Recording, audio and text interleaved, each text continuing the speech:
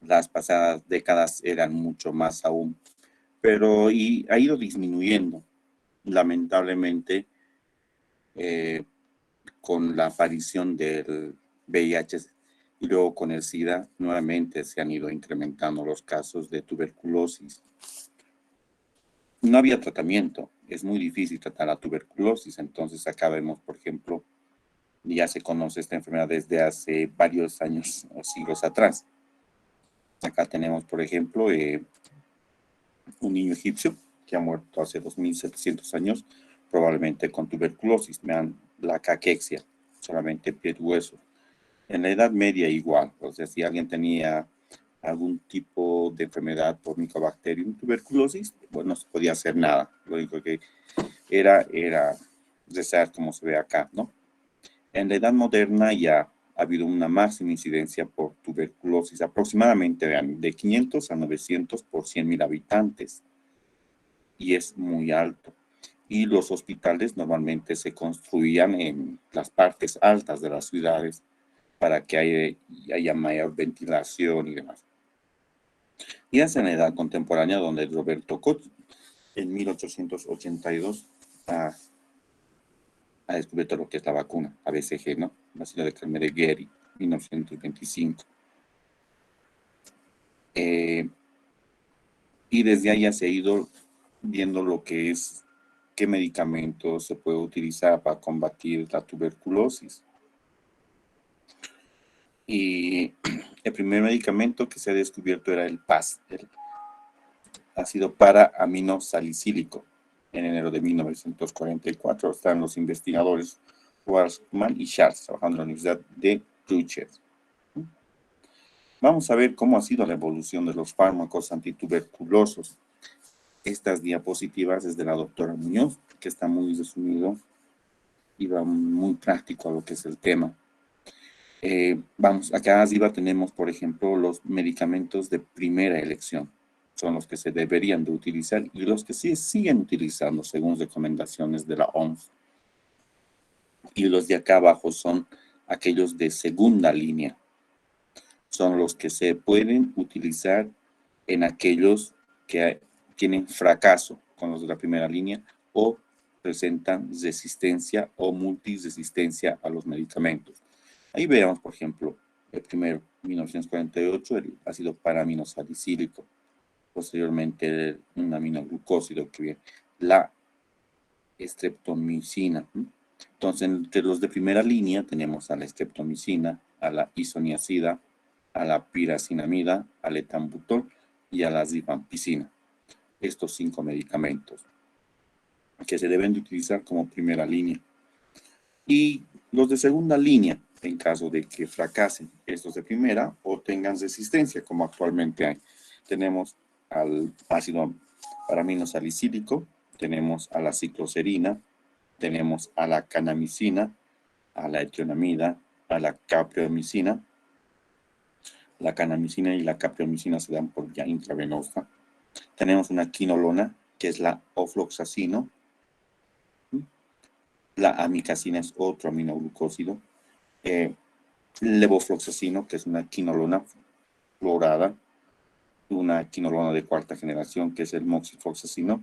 Y estos dos últimos, la bedarquiline y la delamaní, que son los últimos en ser aprobados para el tratamiento de la tuberculosis.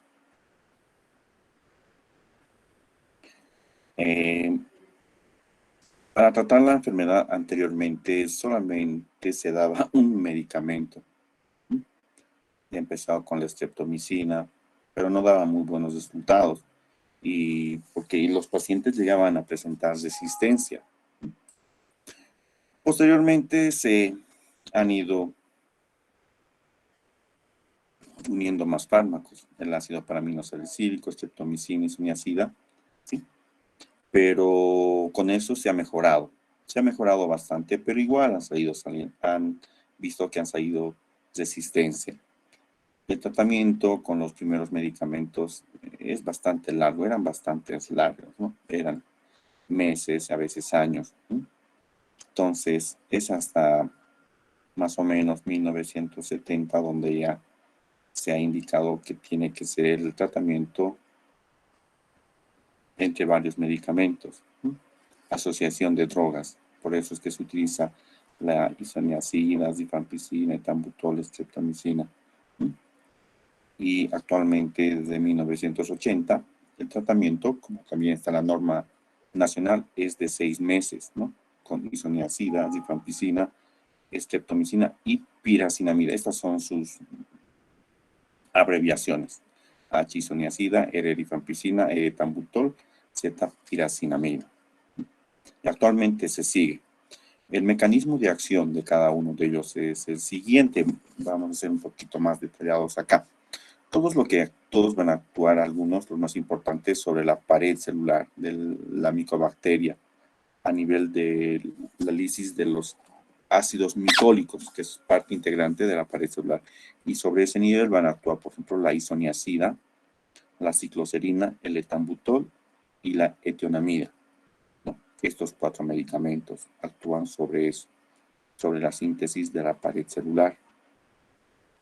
Sobre el metabolismo del ácido fólico, es igual que el de las sulfanamidas, va a actuar el ácido para-aminosalicílico, ya que si le falta, por ejemplo, estos metabolitos a la micobacteria, no puede desarrollar el metabolismo normal y va a entrar en lisis, ¿no? El para-aminosalicílico. Luego tenemos sobre la DNA girasa, que son las quinolonas, que ya lo han visto anteriormente, lo deben estar viendo. Pero no todas las quinolonas, son las de tercera y cuarta generación y las que más resultado han dado. Por ejemplo, está el moxifloxacino, el gatifloxacino y la levofloxacina. Estos son inhibidores de la DNA girasa. DNA girasa también actúan sobre la topoisomerasa 4, ¿verdad? Bien. Entonces hacen que no se replique, que no haya la replicación a nivel de la bacteria y por eso puede entrar la bacteria en una lisis. Otro, tenemos la rifampicina. La rifampicina es un medicamento que va a actuar sobre la RNA polimerasa,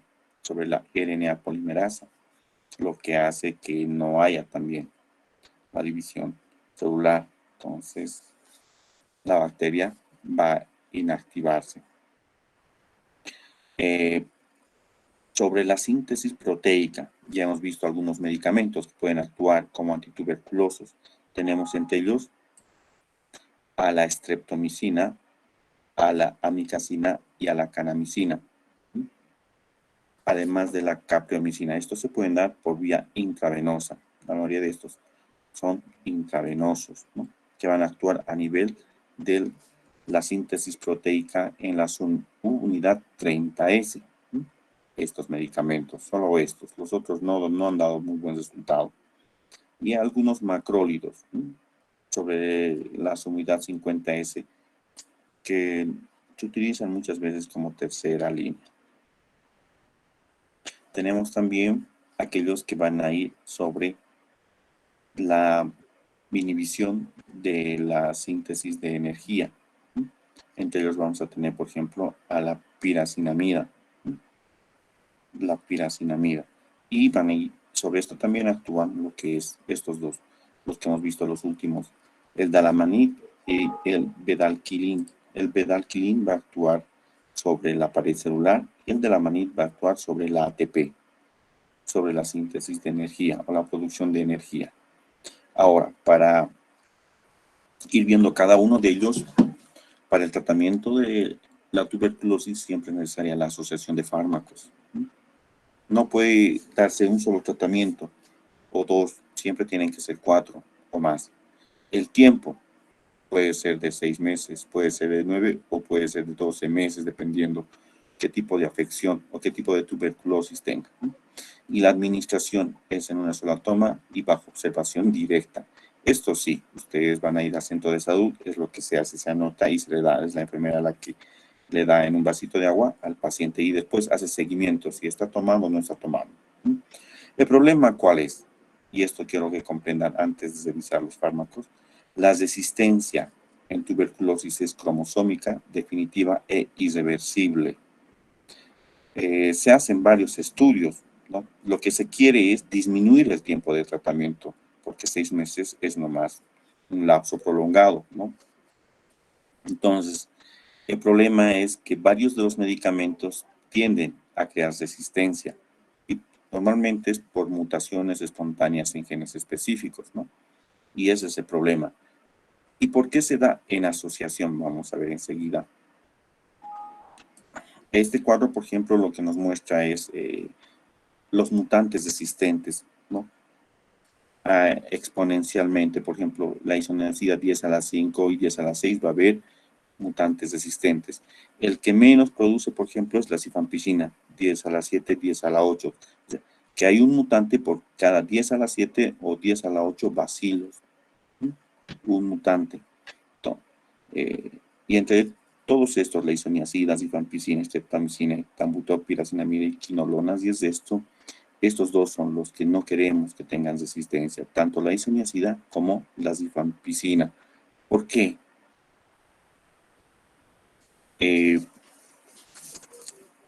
Porque dependiendo también de cuál es el lugar donde ataquen la tuberculosis, ¿no? Si es cavitaria, si es nodular, adenopatía, tuberculosis de neonato. Aquí tenemos una imagen, por ejemplo, donde hay patrón de cavidades. Vean, uno, van a disculpar, otro y otras cavidades. Ahí es donde hay más cantidad de resistencia. Ahora bien, el problema de tratar la tuberculosis con los medicamentos es el siguiente. No podemos utilizar un medicamento porque los bacilos, bacilo de Koch, está en diferente etapa. Hay bacilos que están metabólicamente activos, ¿sí? Es la cantidad, más o menos 10 a la 4, 10 a la 9. Bacilos están activos y la mayoría actúa sobre ellos. Lo que hace es, puede actuar como bactericida o bacteriostático, ¿verdad? Pero también hay una cantidad de bacilos que no están en fase metabólicamente activos, están en fase de inhibición ácida. Es un poquito más difícil llegar a estos gérmenes, es un poquito más complicado, pero hay algunos medicamentos que sí llegan, no todos. Hay otra cantidad de gérmenes que están en multiplicación esporádica, que están como si estuviesen durmiendo, despiertan, duermen, despiertan, ¿verdad? O se replican, no se replican. Hay algunos medicamentos que sí actúan, pero no todos. Y este es el problema. La población persistente durmiente.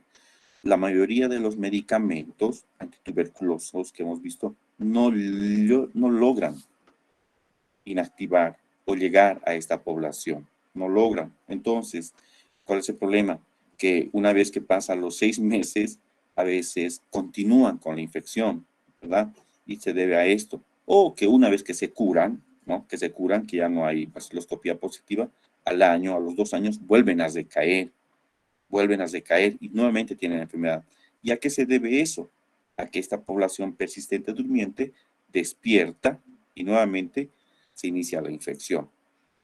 Entonces, por eso es que se tiene que estar el tratamiento asociado, no solamente uno, sino 4 medicamentos, las cuales lleguen a atacar todo este rango de gérmenes.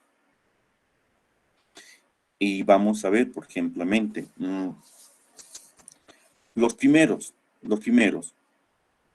los que van a tocar a la población metabólicamente activa en la periferia, a estos, los que son los que se encuentran casi en gran cantidad, 10 a la 4, 10 a la 9, es la mayoría de bacilos que están activos y se están multiplicando. Los medicamentos que van a actuar sobre ellos son la isoniazida y la streptomicina. La streptomicina a veces se lo toma como segunda línea, pero la isoniazida sí es de primera línea y es bactericida. Ataca a la pared celular de las bacterias, la isoniazida. La dosis de isoniazida es de 5 miligramos por kilogramo peso. 5 miligramos por kilogramo peso. Y este tipo de medicamento lo que hace es atacar a los bacilos extracelulares que se localizan en las paredes de las cavernas. La isoniazida. La isoniazida, hay que tener cuidado con la isoniazida porque el efecto adverso que más se presenta con este medicamento es la reacción hepática. Puede producir una hepatitis, o alteración o patología hepática. Entonces hay que tener mucho cuidado. Si ocurre eso, entonces el paciente puede llegar a tener ictericia y aumento de transaminasas. Hay que tener mucho cuidado. Otra cosa, que la isoniazida es un medicamento que compite con la vitamina B6, que es la piridoxina. Y al ocurrir eso puede producir algunas alteraciones nerviosas, algunas alteraciones neurológicas, porque este medicamento compite con la vitamina B6. Para que no ocurra eso, lo que se hace es conjuntamente al dar la isoniazida, dar vitamina B6 o piridoxina de 50 miligramos o 100 miligramos, para que ello no le afecte lo que es el sistema nervioso central. Y si de cualquier forma el paciente, porque el tratamiento es prolongado 6 meses, ya tiene alteración hepática, tiene ictericia, lo que se hace es dejar de dar el medicamento y con eso mejora bastante, ¿sí? Pero ¿cuál es el problema? El problema es que la isoniazida y la rifampicina son imprescindibles, ¿sí? Así que si nosotros disminuimos la dosis o dejamos de dar, entonces hay un riesgo de que pueda el paciente llegar a un fracaso o tener resistencia. O lo que se puede hacer es dar otro medicamento de segunda línea.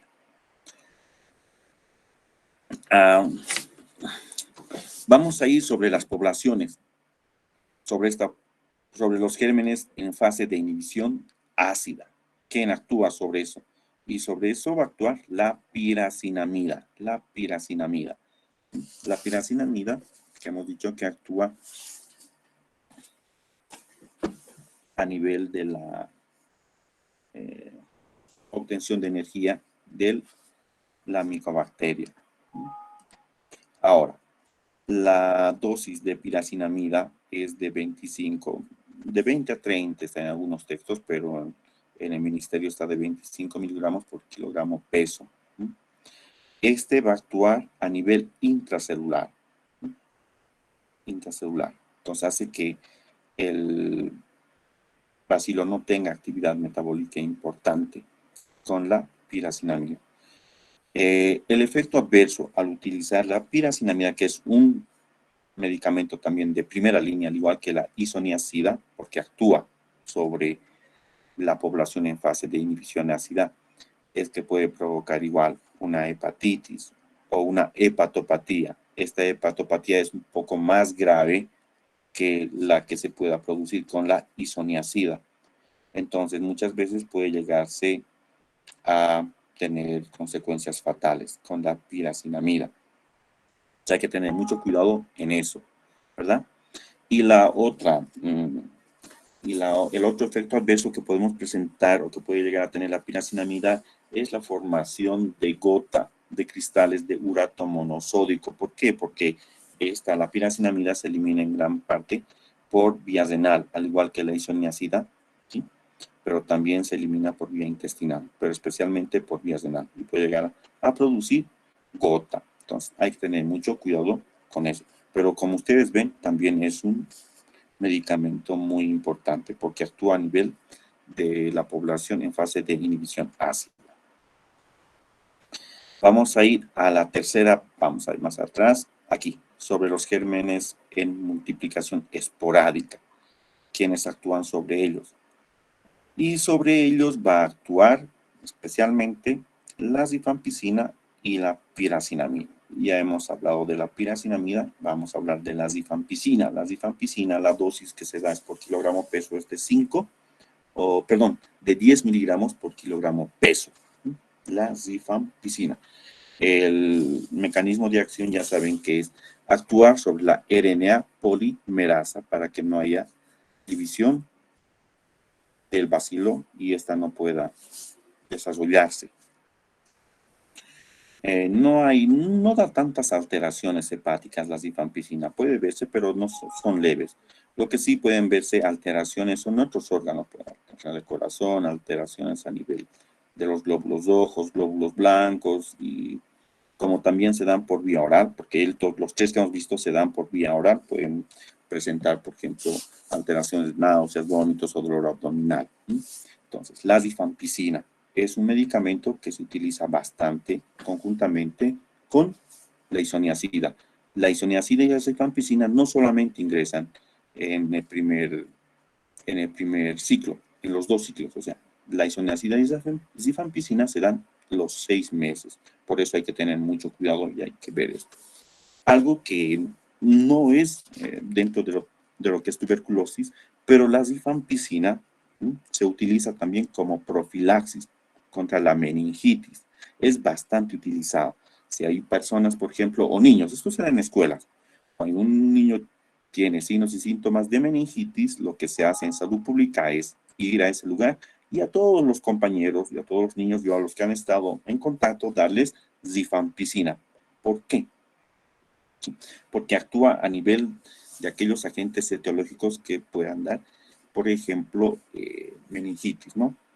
Haemophilus meningitis, Haemophilus meningitis, Neisseria meningitidis y los demás. Entonces, rifampicina se utiliza como profilaxis. Y la cuarta población, hemos dicho que la cuarta población es la población persistente o totalmente durmiente. Son bacilos sin actividad metabólica, entonces si no hay actividad metabólica, no bien ingresan, pueden ingresar estos antituberculosos, pero no pueden hacer casi daño. Y estos, la cuarta población, son los responsables de las decaídas tardías o de que vuelva a aparecer. Entonces, probablemente, y se siguen haciendo estudios para ver qué medicamento se puede llegar a esto. Bien, los bacilos durmientes, ¿cuáles son las características de estos bacilos? Son microorganismos en un estado de baja actividad metabólica. No tienen sus vías metabólicas de producción de energía, de producción de metabolitos, de ácido fólico y nada de eso. Permanecen viables, pero que no producen colonias, o sea, se mantienen ahí. Pueden ser resucitadas dadas las condiciones adecuadas. ¿Cuáles son las condiciones adecuadas para que éstas se manejen? Las condiciones del huésped. Si el huésped tiene defensas bajas, está inmunodeprimido, tiene mala alimentación, o que haya tenido todo el medicamento, que esté con tuberculosis, pero haya tenido el tratamiento, haya cumplido el tratamiento y le hayan dado por curado, pero después de un tiempo baje sus defensas, no se alimente bien, estos pueden activarse. Y es lo mismo que nada, ¿verdad? Bien. Vamos a ver ahora el tratamiento con los de primera línea. El tratamiento siempre tiene que ser supervisado. Es una sola toma, normalmente es diario. ¿De cuáles? Hemos dicho, el tratamiento supervisado de los 4 medicamentos de primera línea. Isoniazida, rifampicina, piracinamida y etambutol. Aquí la estrategia como TAES, pero nosotros lo manejamos como DOS, ¿no? DOS. Ahora, los tipos de resistencia que pueden darse es monoresistencia, polisresistencia, multifármacos-resistencia, extremadamente resistente y totalmente resistente. ¿Eso por qué se da? Porque normalmente se da un solo medicamento no asociado o solamente 2, o el paciente no cumple el tratamiento adecuado durante los 6 meses. Por eso es que tiene que ser supervisado. Ahora veamos acá, por ejemplo, cuáles son los de primera línea y cuáles son los de segunda línea. Para la prevención de resistencias, podemos utilizar la rifampicina, la isoniazida y el etambutol. De estos, los que tienen actividad bactericida son la isoniazida y la rifampicina. Además, pueden llegar a tener actividad esterilizante, la rifampicina y la piracinamida. Un poquito más tóxicos son el etambutol, la rifampicina y la isoniazida. El etambutol lo que da es el efecto adverso, una neuritis óptica retrobulbar. O sea, hay que tener cuidado con el etambutol. Si es que hay resistencia a estos medicamentos, tendríamos que utilizar estos, por ejemplo, ¿no? La cicloserina, el ácido paramino salicílico, las cloroquinolonas, o podemos utilizar el Linezolid, el Bedaquiline, el Delamanid, todos ellos. Entonces son de segunda línea, si es que hubiese resistencia para los de primera. Bien, ahora sí. ¿Qué ocurre cuando un paciente tiene resistencia a los de primera línea? O sea, hay resistencia a isoniazida o a rifampicina, piracinamida o etambutol. Lo que se hace es lo siguiente para el tratamiento. Tenemos 5 grupos, ¿no? En el primer grupo están los fármacos orales de primera línea. Fármacos orales de primera línea. En el segundo grupo están los fármacos parenterales o inyectables. En el tercer grupo, las fluoroquinolonas. En el cuarto, los bacteriostáticos orales de segunda línea. Y en el quinto, los fármacos de eficacia poco clara y o uso seguro por tiempos prolongados. Si hay un paciente que presenta algún tipo de resistencia o haya presentado fracaso terapéutico, recaída con los medicamentos de primera línea, entonces se le tiene que dar uno de los siguientes. Sí o sí tiene que ir uno de estos. Unos fármacos orales de primera línea. ¿Cuáles? Puede ser etambutol, puede ser piracinamida, isoniazida, puede ser rifampicina, rifabutina o rifapentina. Estas son de la familia de la rifampicina, ¿verdad? Entonces, para eso tienen que ver las características del paciente, por ejemplo. Si el paciente tiene insuficiencia renal con una filtración menor a 30, entonces tienen que ver cuál de estos es más nefrotóxico y no dar. En este caso, la piracinamida o la rifampicina de etambutol son un poquito, si es que el paciente tiene insuficiencia renal, lo que hay que es disminuir la dosis, tendríamos que dar isoniazida, pero tienen que dar uno, sí o sí tiene que ir uno. El segundo medicamento sí o sí tiene que ser especialmente un aminoglucósido y por vía intravenosa o parenteral, puede ser canamicina o amicacina o streptomicina, cualquiera de ellos podría ser. Entonces podemos dar isoniazida, ¿no? Podemos darle streptomicina, si ustedes quieren. El tercer medicamento tiene que ser una fluoroquinolona. Normalmente el que mejor resultado es el moxifloxacino. Entonces tenemos isoniazida, tenemos, hemos dicho streptomicina y moxifloxacino. Y por último, tenemos que poner uno del grupo 4, un bacteriostático oral. Puede ser cualquiera de estos, ¿no? Etionamida, cicloserina, el ácido paraminosalicílico. En total, 4. Entonces, eso tienen que ver según las características del paciente y según haberles hecho los cultivos para ver a qué son resistentes o a qué no son resistentes. Esto es lo que les he indicado hasta acá. Entonces, en pacientes que tienen resistencia, lo primero es utilizar cualquiera de droga de primera línea. A eso se tiene que sumar una fluoroquinolona. Y a eso, al tercero, puede ser un inyectable. Un inyectable, que es un aminoglucósido, ya tenemos 3. Y hay que inyectar, hay que colocar uno por vía oral, ¿no? El del grupo 4. Eso. Ahora, si por alguna circunstancia hay multidrogosresistencia, entonces tendríamos que aumentar uno más o utilizar uno, que sería de estos. Vean, el Linezolid, el imipenem-cilastatin, la amoxicilina ácido clavulánico, ¿verdad? Pero esto es un poquito muy problemático porque ya muchos tienen resistencia, o son medicamentos muy caros, o son medicamentos de última elección. Muy bien. Entonces, estas son las clasificación, ¿no? ¿Cómo se abrevia?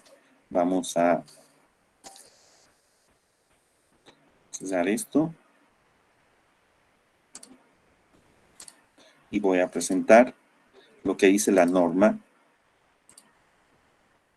Bien, vamos a culminar con esto sobre la norma del tratamiento de la tuberculosis. Esto es de la norma boliviana para el tratamiento de la tuberculosis. Para no hablar de memoria, vamos a leer y cómo tiene que ser y cuáles tienen que ser los medicamentos que se tienen que utilizar, ¿no? Entonces, el tratamiento de la tuberculosis se fundamenta en bases bacteriológicas, farmacológicas y operacionales, debiendo ser asociado, ya les he indicado, ¿no? Se tiene que utilizar un mínimo de 4 medicamentos antituberculosis. ¿Para qué? Para evitar la selección de cepas bacterianas resistentes. Esa es la clave. Si nosotros no queremos crear resistencia bacteriana, tenemos que utilizar mínimo 4. Podemos utilizar 5 o 6. El problema que es, mientras más medicamentos utilices, puedes llegar a tener mayores efectos adversos. El tratamiento es prolongado durante un mínimo de 6 meses para lograr eliminar a todas las poblaciones bacilares en sus diferentes fases de crecimiento metabólico, que ya lo hemos ido viendo paulatinamente y con calma, ¿verdad? No es un tratamiento corto, es un tratamiento prolongado. Hasta el momento se siguen haciendo estudios qué medicamentos se pueden utilizar para disminuir el lapso de tratamiento a 2 meses, 3 meses. Se siguen haciendo, pero el problema es que se utilizan medicamentos que adquieren grave resistencias rápidas. Ese es el problema. Probablemente de aquí a un tiempo se sigan haciendo estudios y esperemos que se encuentre un medicamento que sea lo más adecuado y que disminuya el tiempo de tratamiento, porque estar 6 meses de tratamiento para un paciente no es sencillo, ¿verdad? Muchas veces tiene efectos adversos, lo deja o viaja y no toma, entonces eso es lo complicado, pero hay que seguir todo eso. En una sola toma, porque la acción terapéutica es mayor cuando los medicamentos son administrados en forma conjunta. La ingesta debe de estar separada de los alimentos. Puede darse, por ejemplo, 2 horas antes del almuerzo o 1 hora y media después del almuerzo. O al revés, perdón. Pero no tiene que ser conjuntamente. Por eso ahora, en los centros de salud vienen las tabletas, ya vienen conjuncionadas, isoniazida con rifampicina, por ejemplo, 300, 200 o 300, 150 directamente, para tomar en una sola toma. Tiene que ser supervisado. ¿Qué es lo que hacen en el centro de salud? Porque los medicamentos son gratuitos, los de primera línea. Supervisa la licenciada o la enfermera, lo que hace es supervisar, y delante de ella el paciente tiene que consumir o tomar lo que son los medicamentos, ¿no? Para garantizar la toma y cumplimiento del tratamiento hasta la finalización y su condición de curado. Entonces tiene que ser supervisado. Y en los 6 meses, la primera fase de 2 meses tiene que ir diario. O si no, va la enfermera a buscar a su domicilio o la auxiliar, y lo que hace es darle medicamento y que lo tome delante suyo, ¿no? Controlado. Tienen que ser controlados con vaciloscopías mensuales a partir del 2.º mes de tratamiento y ocultivos al 4.º o 5.º mes de tratamiento, en caso de prolongación de la fase intensiva. Entonces, siempre se tiene que controlar a partir del 2.º mes. A veces ya está con tratamiento, hace diario, pero al 2.º mes sigue con vaciloscopía positiva, entonces está pasando algo. Hay que cambiar el medicamento. Lo más probable es que haya tenido resistencia, se llama muchas veces decaída, y hay que actuar con medicamentos de segunda línea. Y la dosis tiene que ser en kilogramo peso día, y de acuerdo a la forma de presentación de los medicamentos, para evitar sobre o subdosificación, se debe ajustar la dosis de acuerdo a kilo peso en los controles mensuales. Hay que dar por kilogramo peso, porque puede el paciente aumentar de peso, entonces según eso. Bien. Vamos a ver cuáles son los medicamentos antituberculosos que hay en nuestro país y que eso se les da de forma gratuita, ¿no? Los medicamentos de primera línea son la base del tratamiento de los casos de tuberculosis sensible. Y tenemos acá los medicamentos de primera línea. El principal, la isoniazida, que venía en tabletas de 100 miligramos, y la dosis diaria es de 5 miligramos por kilogramo peso. Y eso, la vía de administración es oral. La vía de administración es oral, la isoniazida. El segundo puede ser conjuncionado, rifampicina, isoniazida, ¿no?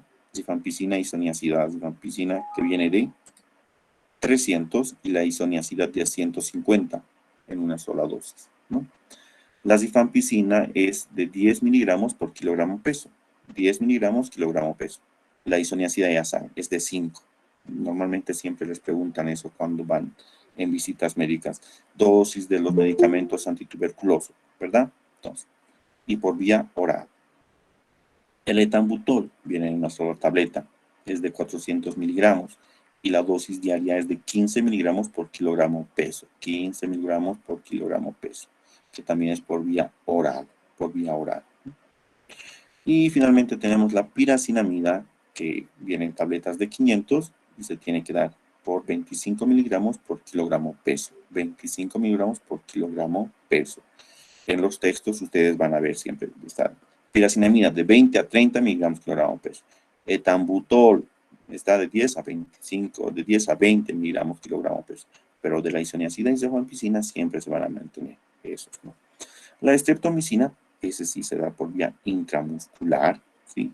Que viene en frascos o viales de 1 gramo, y la dosis diaria es de 15 miligramos por kilogramo peso. 15 miligramos por kilogramo peso. ¿Sí? Hay también rifampicina en suspensión, ¿verdad? Que viene para los niños. ¿Sí? El tratamiento de la tuberculosis sensible este es de 6 meses, es el que se utiliza, pero hay que diferenciar. Si tiene tuberculosis meningia,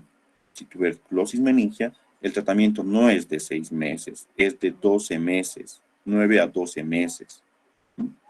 Si el paciente tiene tuberculosis cavitaria o cavernas a nivel de los pulmones, es un poquito más difícil de dedicar, el tratamiento en esos casos es de 9 meses, 9 meses.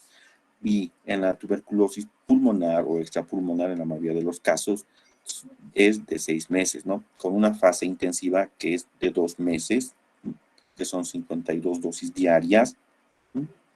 Y los medicamentos son rifampicina, isoniazida, piracinamida y etambutol. ¿Sí?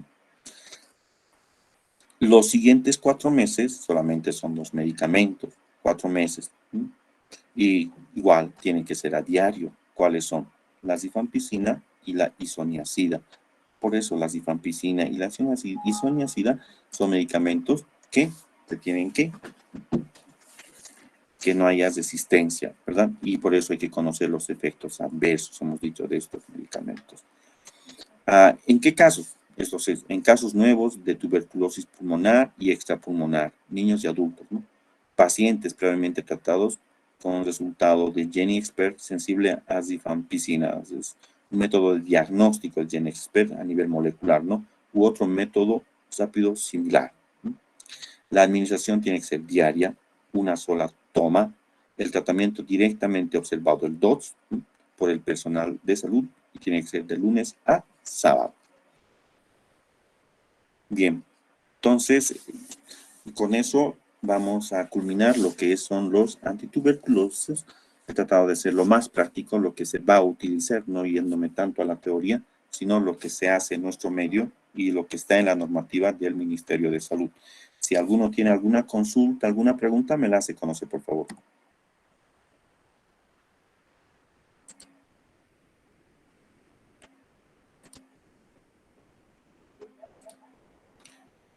Bueno, creo que no hay ninguna consulta, entonces